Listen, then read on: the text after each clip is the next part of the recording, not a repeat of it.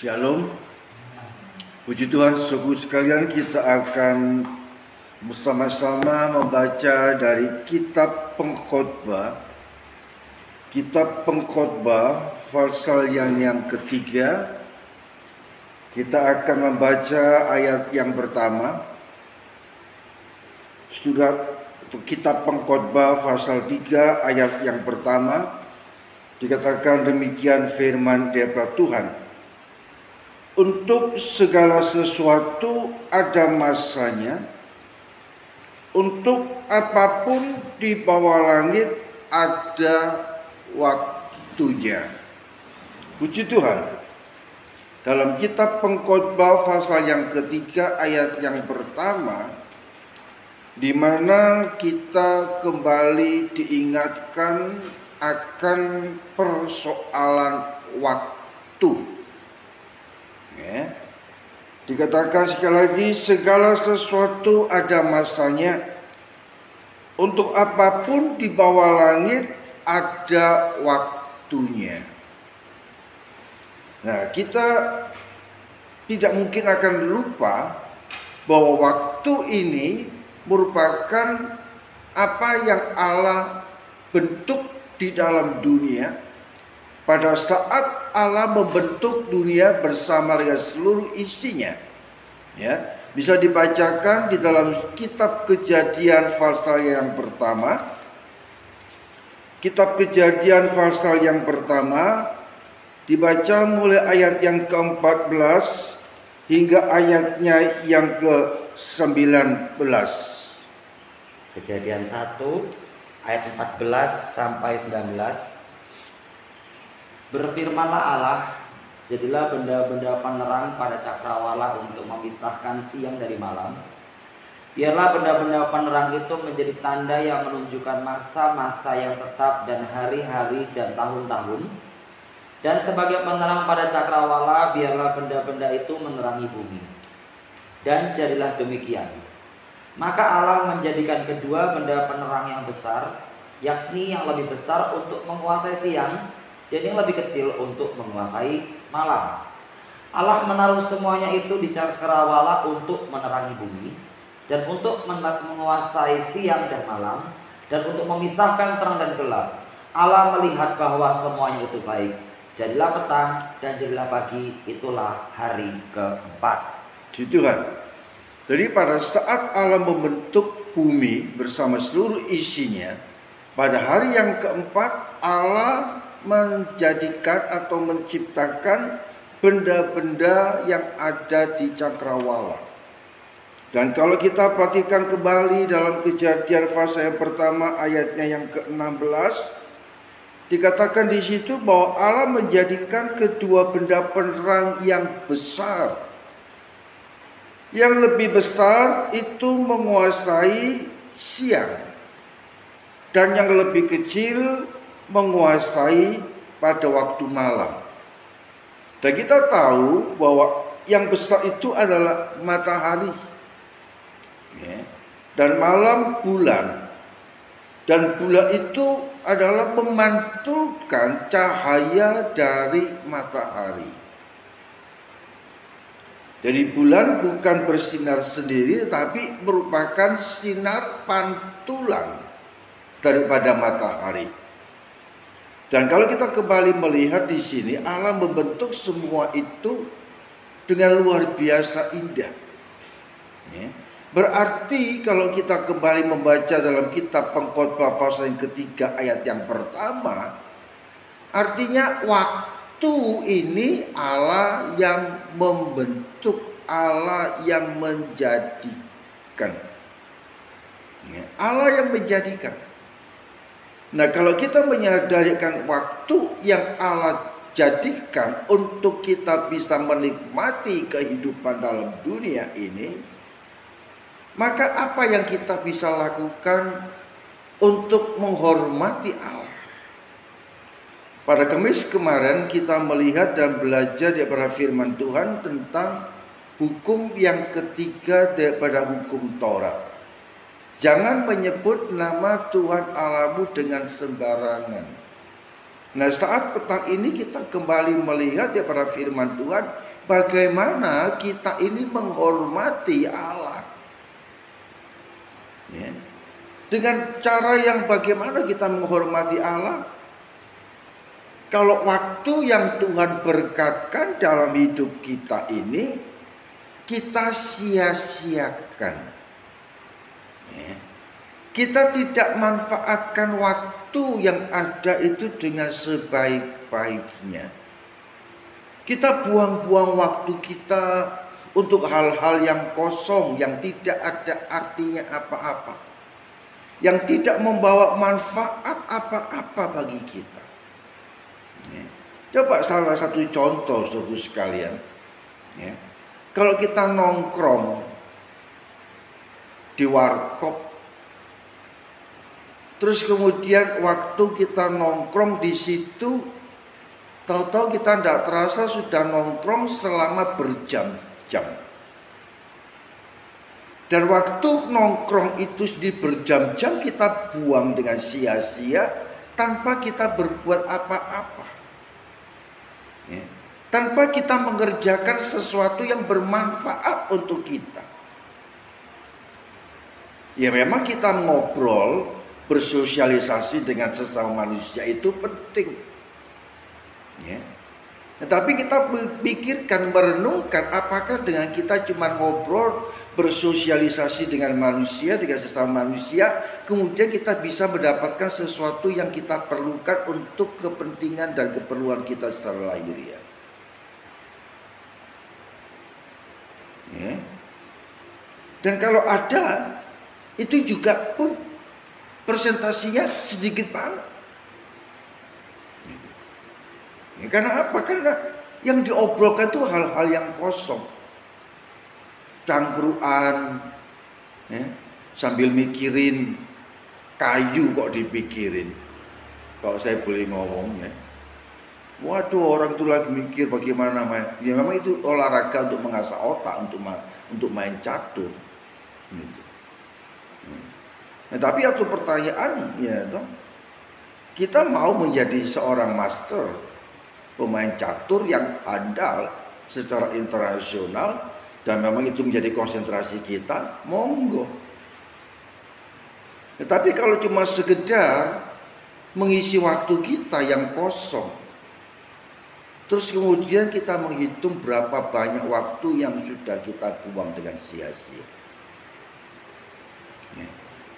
Contoh yang lain, saat kita menunggu ada janjian, kita mau pergi bersama-sama, kita janjian, katakan janjian jam 5 sore. Dan kita sudah mempersiapkan diri, ya, paling tidak jam 5 kurang 15 menit atau jam 4.45 kurang 15 menit kita tunggu. Ya, 15 menit kita menunggu untuk kita pergi bersama-sama sesuai dengan perjanjian kita dengan teman kita. Kemudian jam 5 itu tidak muncul.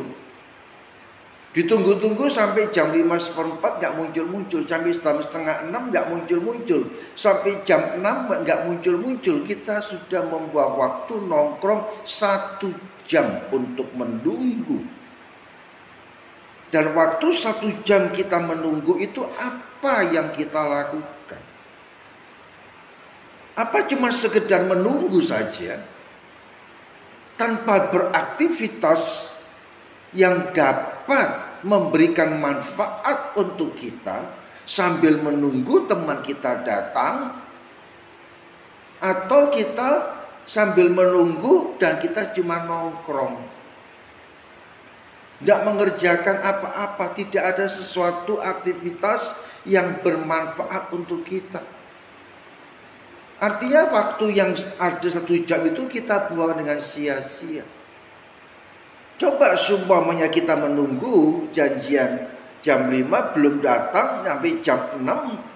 1 jam itu kita manfaatkan untuk mengatur apa yang perlu untuk kita bereskan dalam kehidupan kita, maka tidak akan sia-sia.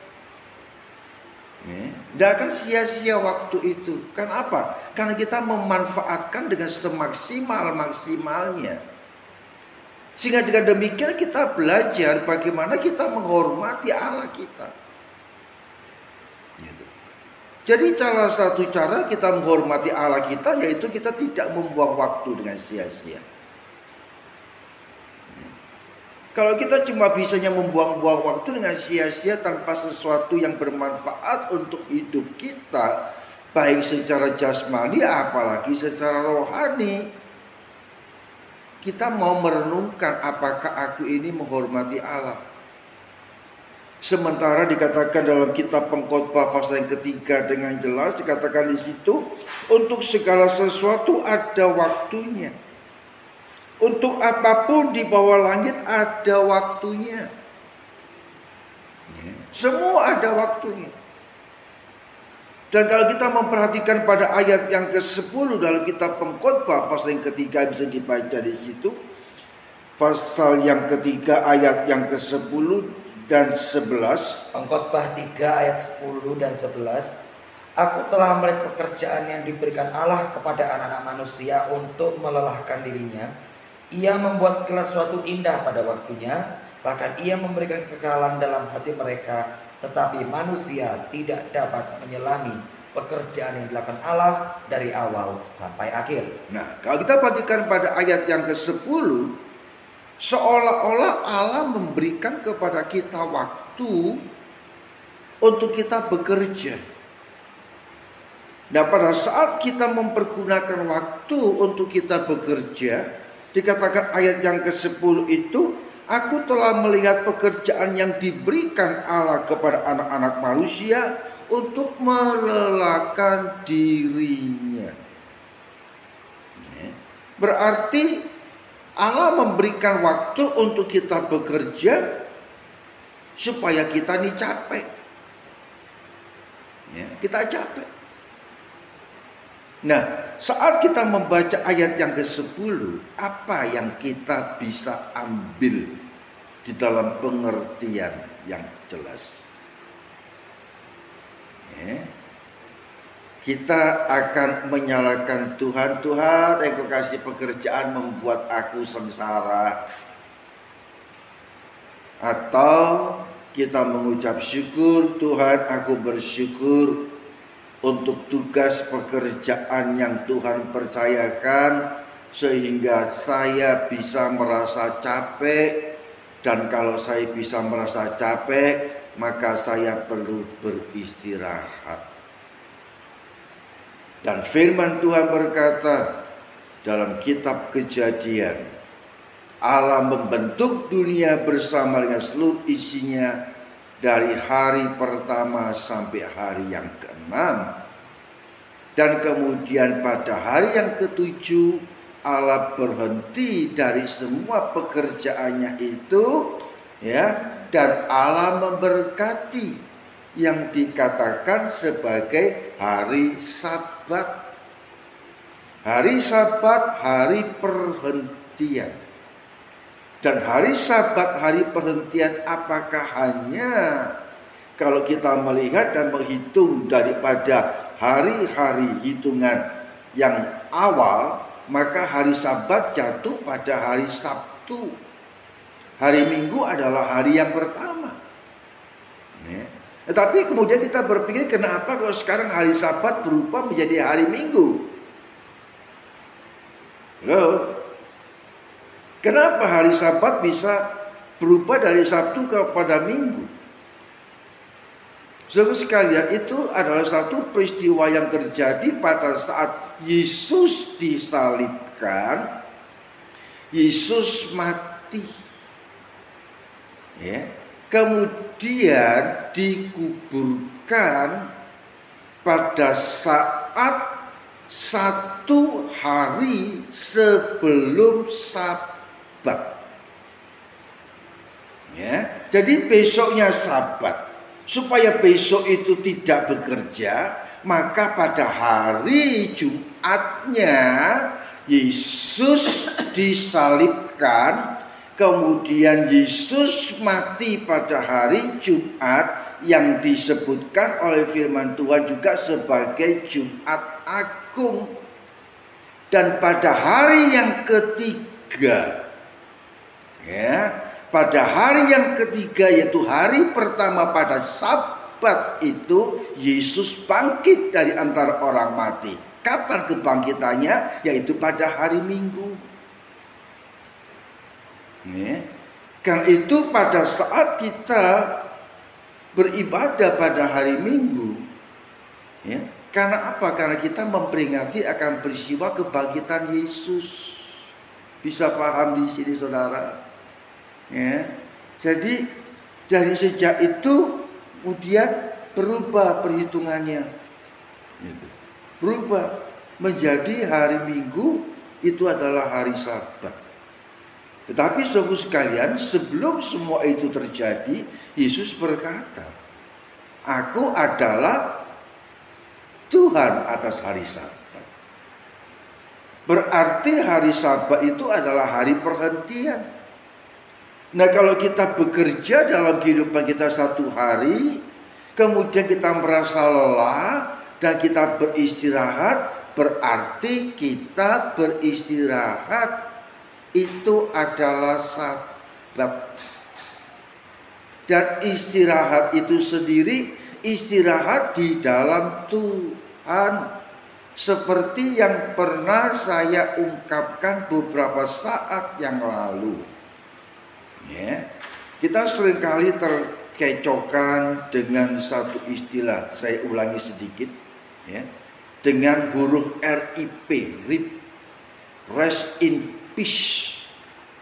Hanya kita baca berada di kuburan-kuburan, ya, tertulis di salibnya atau tertulis di batu nisan, rest in peace, istirahat dengan damai.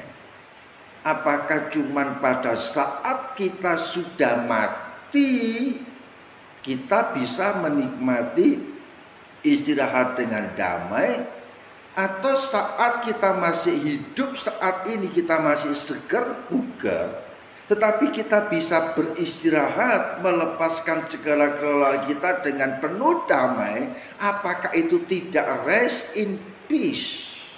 Amin. Ya. Jadi bagaimana saudara sekalian kita bisa menikmati akan ketenangan dalam hidup ini dengan kita memanfaatkan waktu dengan sebaik-baiknya. Dan saat kita merasa capek, penat secara fisik, kita istirahat. Dan kalau kita mengalami rasa capek dalam jiwa dan roh kita, kita istirahatnya di mana? Istirahatnya di dalam Tuhan Yesus Kristus. Sebagaimana Yesus berkata, "Marilah kepadaku, hai kamu semua yang letih lesu dan berbeban berat, ya, datang kepadaku dan aku akan memberikan kelegaan kepadamu." Ya, jadi kita bisa beristirahat secara fisik, kita istirahat, kita tidur. Secara jiwa dan roh kita, saat kita menghadapi kepenatan dalam hidup ini, maka roh dan jiwa kita istirahatkan di mana? Di dalam tangan Tuhan. Di dalam tangan Tuhan. Bagaimana kita mempertaruhkan hidup kita ke dalam tangan Tuhan? Sementara waktu yang ada dalam kehidupan ini kita harus bekerja. Sekali lagi, secara fisik kita istirahat. Secara roh dan jiwa kita beristirahat di bawah kaki Tuhan. Dan pada saat kita beristirahat di bawah kaki Tuhan, dengan hati yang teduh, dengan hati yang berucapan syukur, maka Tuhan yang akan memberikan kepada kita kekuatan baru. Sebagaimana firman Tuhan berkata, ya, orang yang menanti-nantikan Tuhan mendapatkan kekuatan baru. Sekalipun dia berlari-lari, ya, dia tidak merasa capek dan lelah. Karena apa? Karena Tuhan memberikan kekuatan yang baru. Puji Tuhan. Nah, untuk kita bisa betul-betul mengerti akan waktu yang ada dalam kehidupan ini, kita bisa memanfaatkan dengan sebaik-baiknya, ya. Maka firman Tuhan berkata di dalam surat Galatia, bisa dibaca di situ. Surat Galatia, kita baca di pasalnya yang ke-6 dari ayatnya yang ke-9 dan ayat yang ke-10. Galatia 6 ayat 9 dan 10. Janganlah kita jemu-jemu berbuat baik, karena apabila sudah datang waktunya, kita akan menuai jika kita tidak menjadi lemah. Karena itu selama masih ada kesempatan bagi kita, marilah kita berbuat baik kepada semua orang, tetapi terutama kepada kawan-kawan kita seiman. Nah, kita perhatikan. Jadi waktu yang Tuhan berkatkan itu bukan semata-mata untuk kita habiskan untuk kepentingan kita secara pribadi. Tapi kesempatan yang Tuhan berkatkan itu kita bisa manfaatkan dengan sebaik-baiknya dengan berbagi kasih kepada sesama kita. Kayak itu dikatakan pada ayatnya yang ke-9 daripada surat Galatia pasal yang ke-6, janganlah kita jemu-jemu berbuat baik. Ya, jangan bosan-bosan untuk kita berbuat baik. Perbuatan baik yang kita lakukan terhadap sesama kita manusia, Allah yang memperhitungkan semuanya. Ya, Allah yang menilai. Karena itu saat kita berbuat baik, kita perlu ingat perbuatan baik kita ini kita didasari dengan keinginan kita secara manusia, daging ini, atau karena kerinduan kita di dalam kita menyatakan aku menghormati Allah. Yaitu pada ayat yang sebelumnya daripada surat Galatia pasal yang ke-6 bisa dibacakan ayat yang ke-7 dan ayat yang ke-8. Galatia 6 ayat 7 dan 8, jangan sesat, Allah tidak membiarkan dirinya dipermainkan, karena apa yang ditabur orang itu juga yang akan dituainya. Sebab barang siapa menabur dalam dagingnya, ia akan menuai kebinasaan dari dagingnya. Tetapi barang siapa menabur dalam roh, ia akan menuai hidup yang kekal dari roh itu. Nah, kita perhatikan. Ya. Jadi saat kita berbuat baik kepada sesama kita perlu juga untuk memperhatikan perbuatan baik kita ini berdasarkan apa. Ya.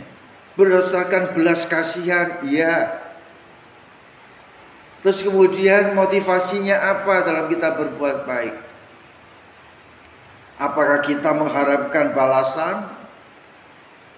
Atau kita berbuat baik itu sebagai sesuatu hal yang perlu untuk kita lakukan dalam hidup ini untuk menyatakan kita sebagai orang yang menghormati kepada Allah dan takut kepada Allah?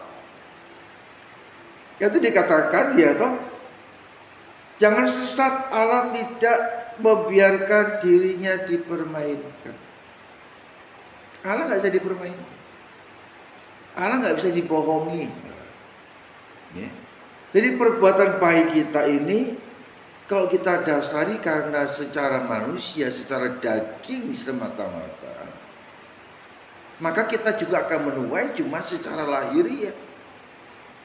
Tetapi kalau kita menaburnya secara roh, berbuat baik karena aku rindu berbuat baik bagi kemuliaan nama Tuhan, untuk aku membalas kasih Tuhan yang sudah aku nikmati, aku bagikan kepada orang lain sehingga mereka bisa menjadi anak Tuhan, kita akan mendapatkan berkat rohani itu sendiri. Ya. Jadi saudaraku sekalian, apa yang kita tabur itu kita akan tuai. Kalau kita menabur dalam daging, kita akan menuai dalam daging, yaitu kebinasaan. Artinya apa? Kita berbuat baik kepada sesama manusia, tetapi cuma untuk dilihat oleh orang sebagai pamor pribadi kita, sia-sia. Habis di mana? Habis di kuburan. Habis di kuburan.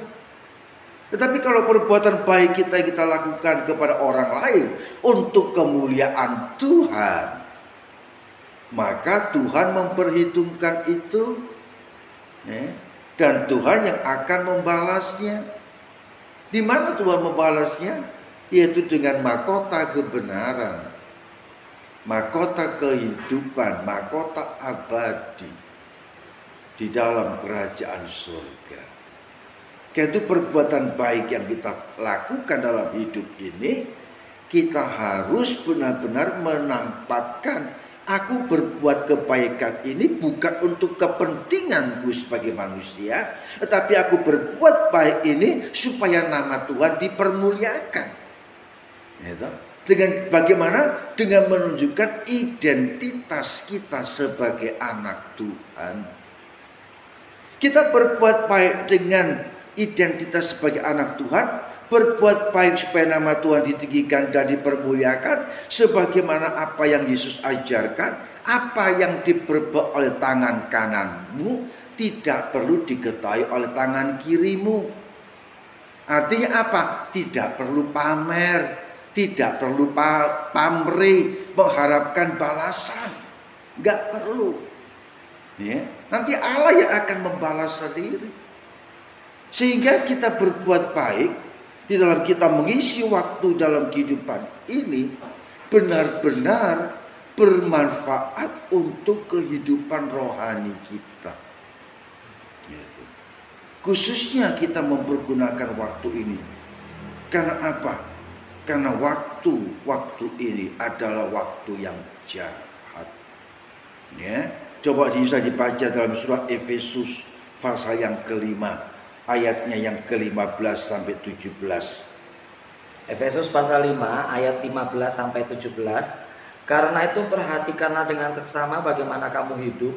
Janganlah seperti orang bebal, tetapi seperti orang arif. Dan pergunakan waktu yang ada, karena hari-hari ini adalah jahat. Sebab itu janganlah kamu bodoh, tetapi usahakanlah supaya kamu mengerti kehendak Tuhan. Amin. Kita hafal ayat yang ke-15 dan ayat yang ke-16.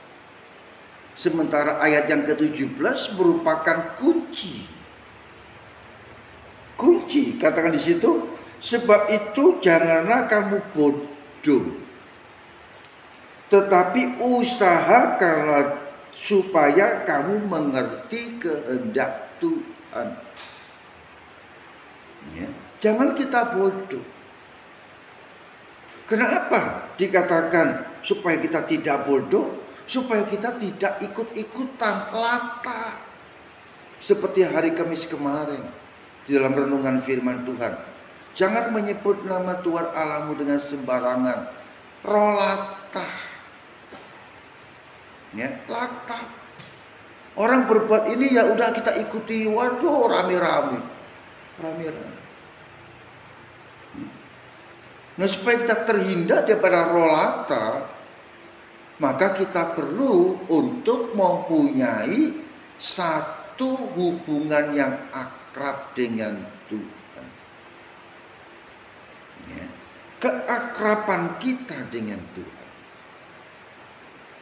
komunikasi kita secara pribadi dengan Tuhan, itu yang mempengaruhi semuanya. Karena itu saudaraku sekalian, di saat petang hari ini kalau kita belajar daripada firman Tuhan, mempergunakan waktu dengan sebaik-baiknya, dengan kita mendasari, kita mengetahui bahwa waktu yang ada dalam kehidupan kita sebagai manusia ini Tuhan yang sudah mengaturnya. Dengan cara bagaimana? Tuhan yang membentuk semua benda-benda yang ada di cakrawala, matahari, bulan, dan bintang. Coba kembali kita perhatikan Kejadian pasal yang pertama, ayatnya yang ke-14, bisa dibaca di situ sekali lagi. Kejadian 1 ayat 14. Berfirmanlah Allah, jadilah benda-benda penerang pada cakrawala untuk memisahkan siang dari malam. Biarlah benda-benda penerang itu menjadi tanda yang menunjukkan masa-masa yang tetap dan hari-hari dan tahun-tahun. Amin. Ya, firman Tuhan berkata, biarkan benda-benda penerang itu menjadi tanda yang menunjukkan waktu yang tetap, masa-masa yang tetap, hari-hari yang tetap, dan tahun-tahun. Ya, jadi waktu itu adalah sesuatu yang berjalan dengan tetap dan tidak berubah-berubah. Karena itu kalau kita sering kali membaca, ada satu quote yang dikatakan bahwa waktu kemarin itu adalah satu kenangan, ya. Sementara besok adalah satu impian kita. Tetapi hari ini adalah kenyataan. Nah, karena itu kita mau hidup di mana? Kita mau hidup di dalam masa lalu dengan penuh kenangan, atau kita bermimpi akan hidup di dalam mimpi-mimpi kita yang akan datang, atau kita menempatkan posisi kita pada hari ini. Kalau kita menempatkan posisi hidup kita pada hari yang kita jalani dalam hari ini, maka apapun juga yang kita nikmati itu adalah sesuai rencana Allah, ya, sesuai rencana Allah. Dan kita kembali memperhatikan kitab Pengkhotbah pasal yang ketiga ayat yang ke-11, bisa dibacakan di situ. Dikatakan apa? Kitab Pengkhotbah 3 ayat yang ke-11. Pengkhotbah pasal 3 ayat yang ke-11. Ia membuat segala sesuatu indah pada waktunya, bahkan ia memberikan kekekalan dalam hati mereka. Tetapi manusia tidak dapat menyelami pekerjaan yang dilakukan Allah dari awal sampai akhir. Ya, puji Tuhan. Ya, firman Tuhan berkata apa? Firman Tuhan berkata bahwa Allah melakukan segala sesuatu tepat pada waktunya, indah pada waktunya. Ya, jadi Allah tahu pergumulan kita, Allah tahu keperluan kita. Kita tidak perlu desek-desek Tuhan. Ya, minggu kemarin kita sudah masuk dalam firman Tuhan tentang doa. Tentang doa di mana Yesus mengajarkan kepada murid-muridnya berdoa untuk menghormati kepada Allah dan kemudian tidak memaksakan kehendaknya, tetapi menyerah, berserah kepada Tuhan. Dan Tuhan akan bertindak tepat pada waktunya. Waktu yang daripada Tuhan adalah waktu yang paling indah, ya, yang paling indah.